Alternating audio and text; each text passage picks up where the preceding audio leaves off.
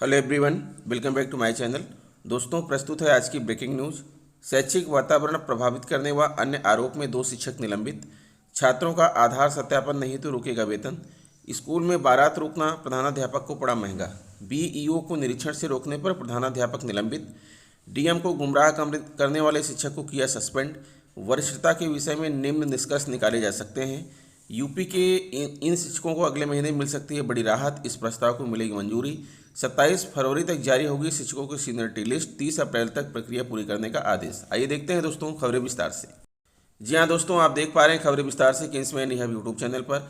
अलीगढ़ शैक्षिक वातावरण प्रभावित करने सहित अन्य आरोपों में 2 शिक्षक निलंबित कर दिए गए। यह कार्रवाई जांच आख्या पर बीएसए ने की है। विकासखंड धनीपुर के कंपोजिट विद्यालय सीहोर के प्रभारी प्रधानाध्यापक राधारमण उपाध्याय पर आरोप है कि उन्होंने मध्याह्न भोजन योजना संबंधी उपयोग ऑनलाइन फीड नहीं किया है। शैक्षिक वातावरण भी प्रभावित कर रहे हैं। योजना के जिला समन्वय की जांच आख्या पर निलंबित करके प्राथमिक विद्यालय गिरधरपुर से संबद्ध कर दिया है।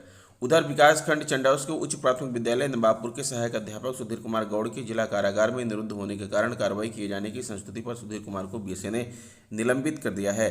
फिरोजाबाद बीएसए आशीष तिवारी ने कहा कि परिषदीय स्कूलों में 1,83,504 छात्रों का आधार सत्यापन होना था। अभी तक मात्र 10,053 छात्रों के सत्यापन का कार्य अधूरा है। 3 दिन में कार्य पूरा नहीं होने पर संबंधित स्कूल के शिक्षकों का वेतन रोका जाएगा।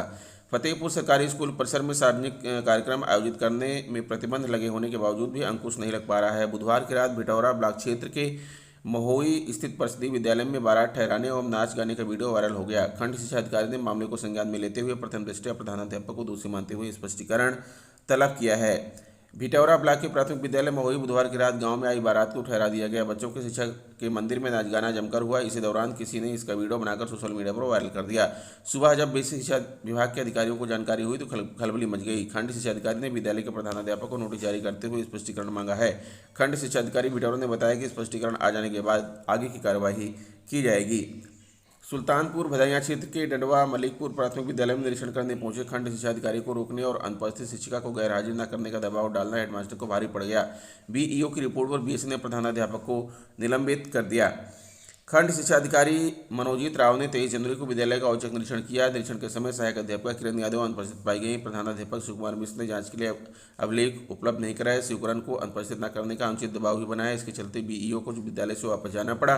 मामले में खंड शिक्षा अधिकारी ने बीएसए को रिपोर्ट भेजी। रिपोर्ट के आधार पर बीएसए दीपिका चतुर्वेदी ने प्रधानाध्यापक सुकुमार मिश्र को निलंबित कर दिया। निलंबित हेडमास्टर को खंड शिक्षा अधिकारी लम्बुआ कार्यालय से संबद्ध किया गया है। मामले में लम्बुआ बीईओ सुधीर कुमार सिंह को जाँच सौंपी गई है। मैनपुरी 2 वर्षों से परिषदीय स्कूल मैनपुरी का शिक्षक स्कूल नहीं जा रहा है। इस शिक्षक ने डीएम से शिकायत की कि उसे बीएसए वेतन नहीं दे रहे हैं और जिससे वह परेशान है। आईजीआरएस पोर्टल पर की गई शिकायत को डीएम ने कार्रवाई के लिए बीएसए को भेजा तो पता चला कि शिक्षक 2 साल से स्कूल नहीं जा रहा है और न ही विभाग को इस संबंध में कोई जानकारी दी गई है। यह तथ्य आने के बाद बीएसए ने शिक्षक को सस्पेंड कर दिया। शिक्षक का सहयोग करने वाला कर्मचारी भी सस्पेंड किया गया। मामला किस्नी विकासखंड क्षेत्र के उच्च प्राथमिक सम्मतपुर से जुड़ा है। यहां तैनात सहायक अध्यापक युगल कुशल पांडे ने आईजीआरएस पोर्टल पर शिकायत देकर जानकारी दी कि 2 साल से उसका वेतन नहीं मिल रहा। वह अपने बच्चों की फीस नहीं भर पा रहा है। एक्सीडेंट में वह घायल हो गया है, उसे वेतन दिलाया जाए। डीएम ने यह शिकायती पत्र कार्रवाई के लिए बीएसए को भेज दिया। बीएसए कार्यालय में किस्नी और करहल के पटल को देख रहे सुभाष यादव ने उपरोक्त शिक्षक का वेतन निर्गत किए जाने पर लगी रोक को हटाने का पत्र जारी किया और बीएसए के पास भेज दिया, जबकि इसकी अनुमति बीएसए से नहीं ली गई। दोनों को आरोप पत्र दिए गए, मांगा जवाब। बीएसए दीपिका गुप्ता ने बताया कि उन्होंने इस प्रकरण की जांच कराई तो पता चला कि शिक्षक युगल किशोर कई वर्षों से गायब है और उसकी वेतन जारी करने पर रोक लगी हुई है। बीएसए ने पहले डीएम को गुमराह करने के लिए फर्जी शिकायती पत्र देने के आरोपी शिक्षक युगल किशोर को सस्पेंड किया और इसके बाद अधिकारियों को गुमराह कर शिक्षक की पत्रौली बनाने के आरोपी पटल सहायक सुभाष को भी सस्पेंड कर दिया। दोनों से ही 7 दिन में दिए गए आरोप पत्र का जवाब भी मांगा गया है। परिषदीय शिक्षकों के पूर्व में 4 संवर्ग थे। बाद में कोर्ट के फैसले के बाद 3 संवर्ग हो गए। सहायक अध्यापक प्राथमिक, प्रधानाध्यापक प्राथमिक, सहायक अध्यापक उच्च प्राथमिक, ये दोनों एक ही हैं। उसके बाद तीसरा है प्रधानाध्यापक उच्च प्राथमिक। विगत वर्षों से केवल प्रारंभिक पद संवर्ग सहायक अध्यापक प्राथमिक पर ही नियुक्तियां हुई हैं। वरिष्ठता का निर्धारण चयन समिति के द्वारा चयनित सूची जिसमें मेरिट गुणांक अंकित हो। ज्येष्ठता का आधार क्रम: पहला प्रथम नियुक्ति मौलिक नियुक्ति तिथि, दूसरा सूची में मेरिट गुणांक, तीसरा जन्म तिथि और चौथा है अल्फाबेट नियम 22 एवं नियम 17 एवं 18 के अनुसार। यूपीएस में विज्ञान के पदों का कोई अलग से पद सृजन नहीं। उन्हीं पदों में एक विज्ञान गणित के शिक्षक की अनिवार्यता आरटी के आधार पर 2013 के अनुसार 29,350% सीधी भर्ती से और 29,300 प्रमोशन से भरे जाएंगे।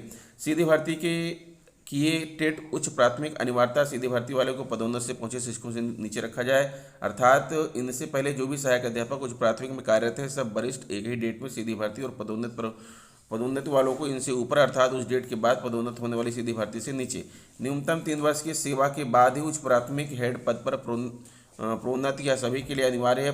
पदोन्नति वालों को भी 3 वर्ष पूरा होना अनिवार्य है। अतः जब सीधी भर्ती अस्तित्व में होगी तो दोनों की समरी सूची बनाए जाने के निर्देश हैं। यहाँ यह कहना उचित होगा कि इनकी ज्येष्ठता का निर्धारण इनकी सीधी भर्ती में जारी चयन सूची पर आधारित प्रथम नियुक्ति मेरिट गुणांक जन्मतिथि होगी। अब जब उच्च प्राथमिक हेड के लिए इनकी पदोन्नति सूची बनेगी तो इससे पहले उन शिक्षकों को पहले रखा जाएगा जिनकी पदोन्नति तिथि इनकी सीधी भर्ती की दिनांक से पहले, और जिनकी पदोन्नति तिथि सीधी भर्ती की दिनांक के बाद की है उन्हें बाद में। यहाँ बताना भी उचित कि इन्हें अलग कैडर प्रदान नहीं किया गया है, इसलिए उच्च प्राथमिक के हेड पर किसी भी तरह विषय तथा सीधी भर्ती के लाभ से इन्हें पहले पदोन्नत नहीं किया जाएगा। सभी के लिए सभी विषयों के लिए एक ही सूची बनेगी, इसलिए पदोन्नत पाए शिक्षकों की प्रथम नियुक्ति तिथि के साथ पदोन्नत तिथि जरूरी है। लेकिन आज के परिप्रेक्ष्य में जब सीधी भर्ती अस्तित्व में नहीं है, पदोन्नत तिथि का होना गैर जरूरी है, मौलिक नियुक्ति ही पर्याप्त है। अब प्रश्न यह है कि क्या फर्क पड़ेगा अगर प्रथम नियुक्ति तिथि ना होकर पदोन्नत तिथि से वरिष्ठता बनेगी। तो इसके उत्तर में स्पष्ट है कि पदोन्नत तिथि से ज्येष्ठता बनाने पर चयन सूची मेरिट आधारित ज्येष्ठता समाप्त हो जाएगी, परिणामी लाभ देने पड़ेंगे, जो कि सुप्रीम कोर्ट के निर्णय की अवमानना होगी।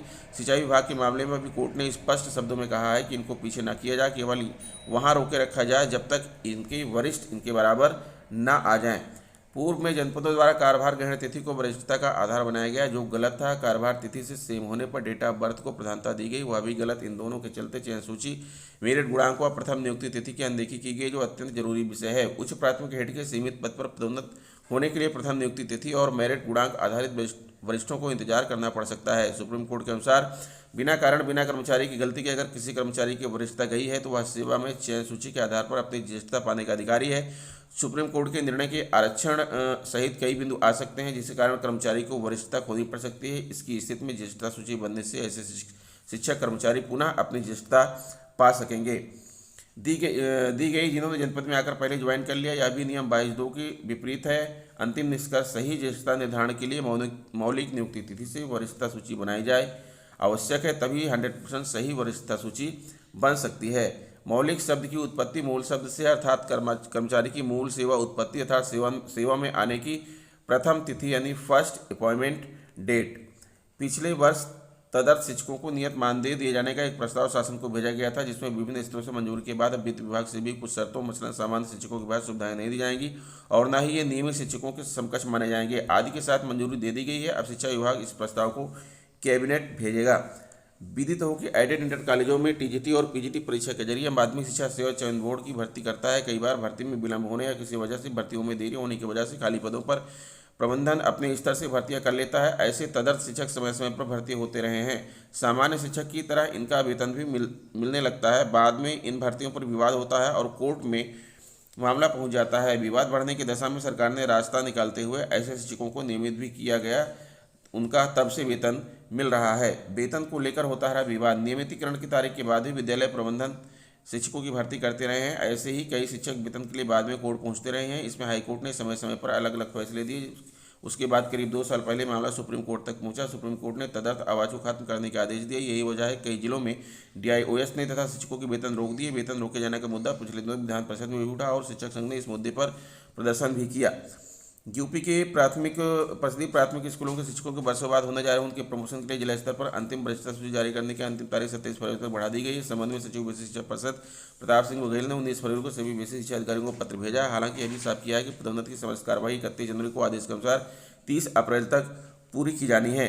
सचिव ने कुछ बेसिक की जिज्ञासा का समाधान करते हुए साफ किया है कि किसी संपर्क में अध्यापक की ज्येष्ठता मौलिक रूप से उसकी नियुक्ति से जोड़ी जाएगी। किसी अध्यापक को एक से दूसरे स्थानीय क्षेत्र में स्थानांतरित किया गया हो तो वरिष्ठता सूची में उसका नाम ट्रांसफर आदेश की तारीख को अध्यापकों की सूची में सबसे नीचे रखा जाएगा। तो दोस्तों ये रहा आज का ब्रेकिंग न्यूज। आशा करता हूँ वीडियो आपको अच्छी लगी होगी और वीडियो अच्छी लगी तो प्लीज़ हमारे चैनल को सब्सक्राइब करते हुए बेल आइकन को प्रेस कर दीजिएगा। मिलेंगे आपसे नेक्स्ट वीडियो में कुछ नई जानकारी लेकर, तब तक के लिए नमस्कार।